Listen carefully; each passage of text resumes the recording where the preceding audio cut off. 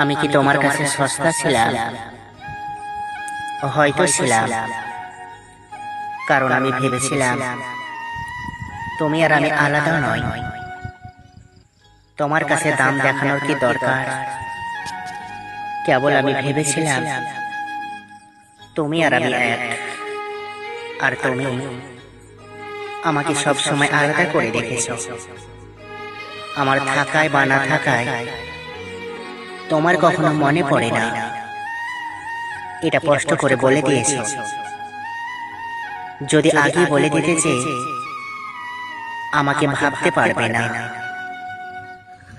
তাহলে তোমার থাকতে আমি নিজেকে গুছিয়ে নিতে পারতাম।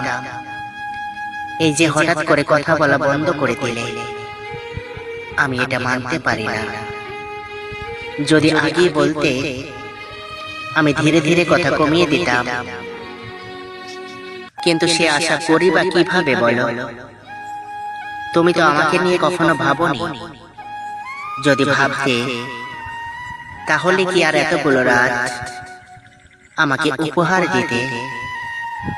কিভাবে এতগুলো রাত কাটালাম জানতে এলে না? বা কিভাবে সামনের দিনগুলো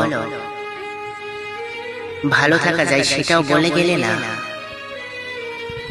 তবুও তোমার প্রতি আমার কোনো অভিযোগ নেই, কারণ জানো, তুমি না চাইতো আমাকে অনেক কিছু শিখিয়েছো।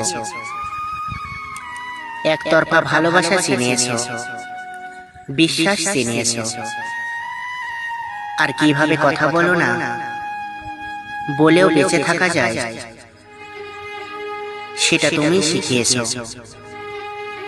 তুমি না থাকলে আমি আর কি করে এত কিছু শিখতে পারতাম বলো?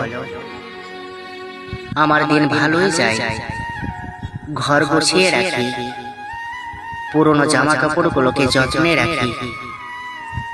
তোমাকে আমি কোনো অভিশাপ দেব না, তবুও ভয় হয় যদি আমার রুহুর দীর্ঘশ্বাস তোমার জীবনে লেগে যায়। পৃথিবীর সবচেয়ে সুন্দর সত্যিটা হলো, জীবনে কোনো দুঃখই চিরস্থায়ী নয়। প্রিয়জন হারানোর বেদনা একদিন ঝরে যায়,